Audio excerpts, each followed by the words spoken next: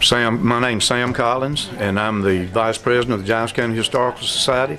And at the moment, I'm volunteering from 10 to 1 at the library, like we have a lot of our folks in the Historical Society do. We're glad to have you here today, and I'd like to show you around just a little bit. People come here from all over the United States to find out something about their family members, where people are buried, when they were born, the census, all kinds of things like that. We have a large room here that's all kinds of books that go to Virginia, North Carolina, Giles County, Tennessee, Pulaski, that we've gathered over the years to be able to help people with the genealogical work that they want to do. One of the things that people really find interesting is we've got the five pictures of the 6 courthouses that we've had. The only one that we don't have is the very first one, and they're located around the top up here with some of the pictures. But in this room right here, we have a card catalog that will allow you to look up authors or the names of books if there's something in particular that you want to find out about Giles County or the history of Giles County. We also have all of the census records right over here on this wall that you can go back and look and see if someone was in the census, how many members of their family there were, things like that.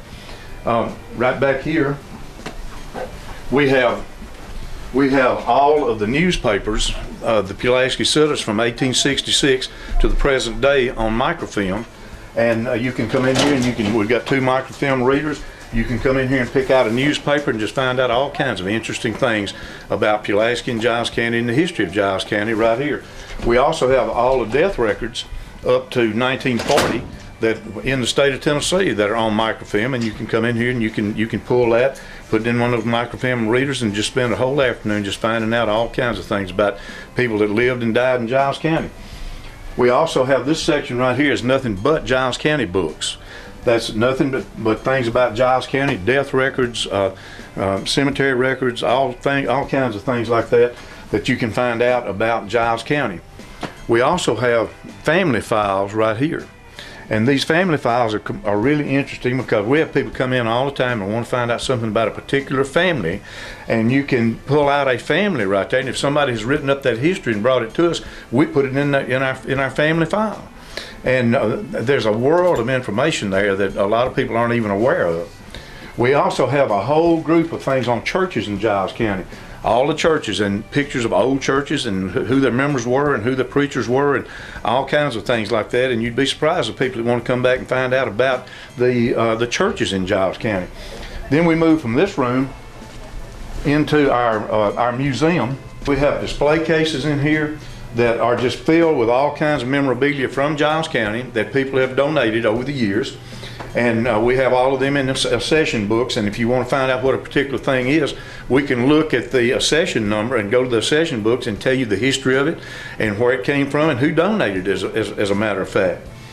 You take things like this right here that are, this spinning wheel came to Giles County in 1809.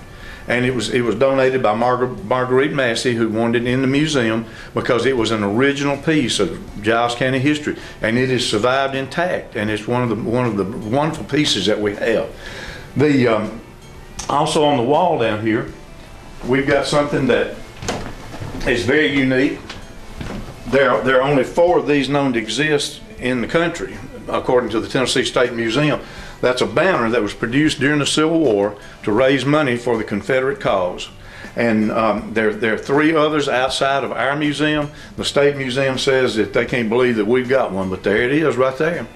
Then we have people donate things like these Civil War swords were donated by a member of our community who wanted them to be here so that people in the future could see them and could learn about them, and we write up a little history about them. This museum has a lot to offer. We don't have a big enough museum.